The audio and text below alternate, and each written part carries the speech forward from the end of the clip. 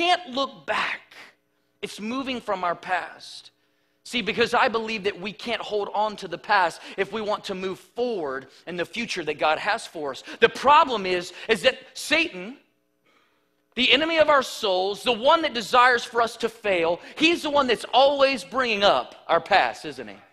It's hard to get away from that, isn't it? You know, I think about my past, and it haunts me sometimes. It haunts me sometimes of the things that I've said and the things that I've done. But if I live in that world, if I live in that place inside of my life, I will never fulfill the promises and the grace and the mercy of God. I will never walk out and accomplish the things that God has set before me to accomplish. It's knowing our freedom.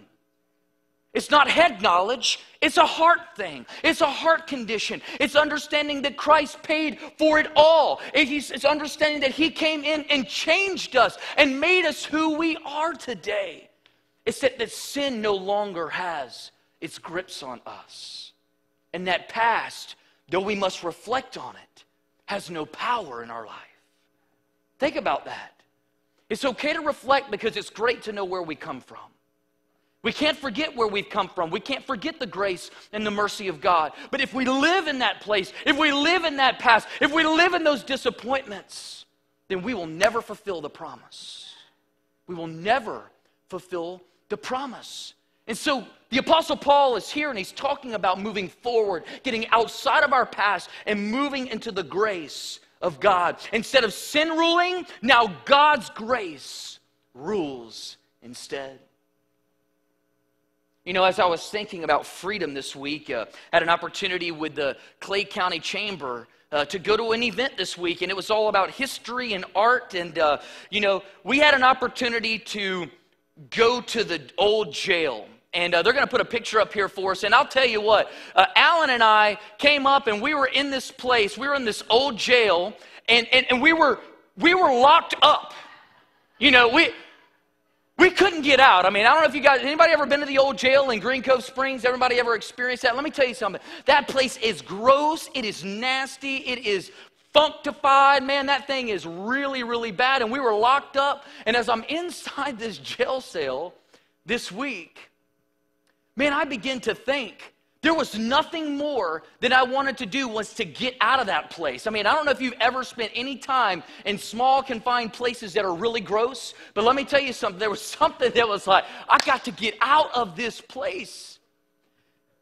And when we have been set free from God, we don't want to go to a place like this. We don't want to go back to being held in chains and being bound behind bars. See, God has set us free. And when we come out of there, we've been set free. And you know, Alan, they got us in get-ups and they put us in the stripes and the bars and everything. And then, Alan and I found a file. And I started filing. He got out first. And then I started filing. And then I jumped out of the window. And Alan's on the back end and he's trying to catch me. I'm like, Alan, hold up. I'm breaking free from this place.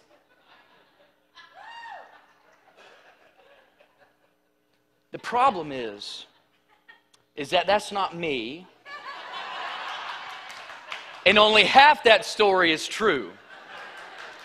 But we did go to the old jail, and it was really gross, and it was really nasty, but I thought about freedom, and I did think about how horrible it would feel. You know, there are so many people in our city, in our country, and all over the world that are locked up. They're locked up. They don't even know that they're captive. They don't even know that they're captive. But the enemy has them. He's got them locked up in this prison of life, this prison of death where they cannot get out. And it is only by the grace and the mercy of God that will break them out and will set them free. It is not just knowing about freedom, it is understanding in our hearts about the freedom and the love of God. The second thing is this, living in liberty. What does that mean? You know, I always thought that freedom and liberty were kind of synonymous, that they always work together, and they work together. But as I looked at the definition, this is the definition of liberty. Freedom from control, interference, obligation, restrictions, hampering conditions. See, we talk about freedom in our country. We talk about liberty in our country. But do we live out our liberty in Christ on a daily basis? The Apostle Paul in Romans chapter 6, he continues talking to the church in Rome. And he begins to lay out this case about living out liberty. Because knowing that we are liberated is not good enough. It's knowing and living out what God has. So do me a favor, turn over one chapter to Romans chapter 6, and I'm going to read this to all of us, and I want you to follow along, because in verse 1, it says this: well then, should we keep on sinning so that God can show us more and more of his wonderful grace? Verse 2 says, of course not. Of course not. We should keep on sinning because God's grace abounds even more. The literal translation here of course not is this: may it never be. Say this aloud with me. May it never be. One more time. May it never be. May it never be that the people of God that have been set free, that have been liberated from sin and death and chains, that we would press God. We would press our lives against that grace. We would press ourselves against that grace time and time again. Though grace abounds even more, the Apostle Paul is saying, are you crazy? Are you crazy that you would come and that you would continue to sin because God's grace is there for you? No, it's realizing and understanding that you've been set free and love and live in that liberty and move in that he would change us day to day. He continues on. Or have you forgotten? This is great. Since we have died to sin, how can we continue to live in it? Or have you forgotten that we were joined with Christ in baptism? We joined him in his death. For we died and we were buried with Christ by baptism. And just as Christ was raised from the dead by the glorious power of the Father, now we also may what? Say it aloud. We may also live new lives. That is a call to us this morning, that we live new lives. Since we have been united with him in death, we will also be raised to life as he was. We know that our old sinful selves were crucified with Christ so that sin might lose its power in our lives. Here's the key. The end of 6. We're no longer slaves to sin. We're no longer slaves to sin. For when we died with Christ, we were set free from the power of sin. We were set free. That is living in liberty.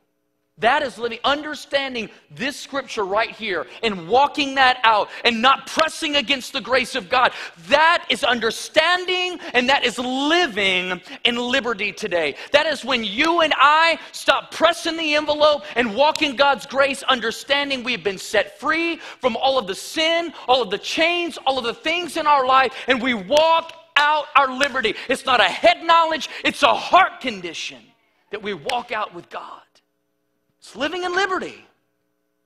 Because think about our country. If we only knew that we were free in our heads and we never walked out our freedom, what good is that freedom? If we've been liberated and we're a free country and we can do the things that we desire to do, but we never do them, what good is that liberty? But yet Christ calls us. He tells us to live it out, to live in that liberty free from the oppression of sin, that the chains have been broken, that you and I today are different. Because after you've been set free, you cannot be something that you are not. After you've been set free, you cannot be something that you are not. I was thinking about this today. I want to read to you the last few lyrics of this song. And in this song, at the very end, you can tell that there's a struggle. in his mind and in his heart, he knows that he will never be the same again. He cannot change, the lyric says. This is what it says. It says, and this bird you cannot change. Lord knows I can't change.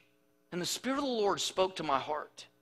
He spoke to me, and this is the analogy that I thought about. You know, when you're a dog, you eat dog food, right? When you're a dog, you eat dog food, and I think about it. The master brings you whatever's going to happen. So if I was a dog, and I got on, and my master brought me food, Alpo in a can, or if you got a good master, maybe he brings you like a rotten steak or something, I don't know. I mean, you just got this slop in front of you and you got a dog, and I'm going to eat this dog food because that's what I do. I mean, I'm a dog and I eat dog food, and it's great, and I love it, and I lick my master and I thank him so much for all that he's done for me, right? So I'm a dog and I eat dog food, okay? And that's fine. But what if God in his sovereign power changed a dog into a human, right? Now, if you try to feed me Alpo or dog food or a slop or a moldy steak, I'm not going to eat that stuff. Now, you may eat that stuff, but I'm not going to eat that stuff, right? So, I can't change. I've been changed, and I can't go back. I mean, God has changed me. He's come inside, right? And I'm no longer a dog, and I'm no longer on my fours and just eating whatever someone's feeding me, right? I've been changed. I'm a human now. There's something that's happened inside and changed my life. And let me tell you something. When you have been set free, when God has come in and regenerated your spirit, you cannot go back to the things that are in our lives. You can't go back to the sin. You can't go back because the things that you once loved, now you will hate because it breaks his heart. I'm telling you, it is the conviction of God that keeps us, and it's the power of God that keeps us from going back to the same thing over and over again. When you have been changed, you have been set free. You have this liberty. Why do we go back? Why would we want to go back? Why would we want to taste the things that we once tasted and we love, but now we hate? Because that conviction, that love, that power is in our lives. I'm telling you, we have been set free. See, he has done all of the work for us. All we have to do is walk out and live in the liberty that he has given us.